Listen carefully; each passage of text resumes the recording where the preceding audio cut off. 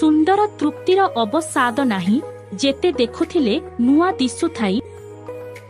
एमिति एक सौंदर्यर गंताघर हेला देवगढ़ जिल्ला। सबुज बण पहाड़ परिवेष्टित एही जिल्ला रे भरी रहिछि एकाधिक प्राकृतिक सौंदर्यर अपूर्व भंडार।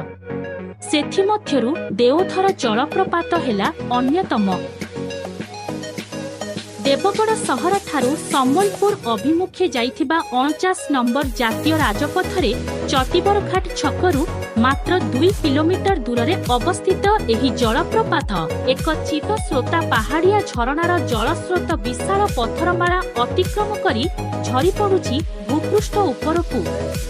जलप्रपात निम्न भागरे सृष्टि होइछि एक अगभीर गंड। एहार नील जलराशि दर्शकंकु मुग्ध करिथाए। चतुर्पार्श्व घंच अरण्यरे परिवेष्टित एही शांत परिवेश जलप्रपातर शोभाकु द्विगुणित करिथाए।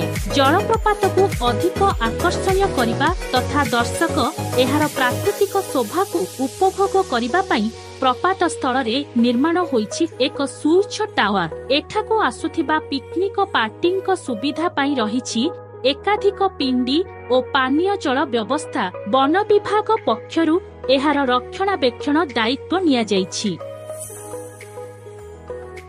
एही प्राकृतिक सौंदर्य भरा जलप्रपातकु देखिबा ओ एठारे बनभोजीर मजा नेबा पाई प्रतिवर्ष नवेम्बर मास ठारू फेब्रुआरी मास पर्यंत एठाकु विभिन्न दूरदूरांतरु पर्यटक ओ पिकनिक पार्टींक सुओ छुटिछि। एही मनोरम जलप्रपातटी विगत किछि वर्ष हेला पर्यटक ओ पिकनिक पार्टींक बेस मन छुआ होई पारिछि।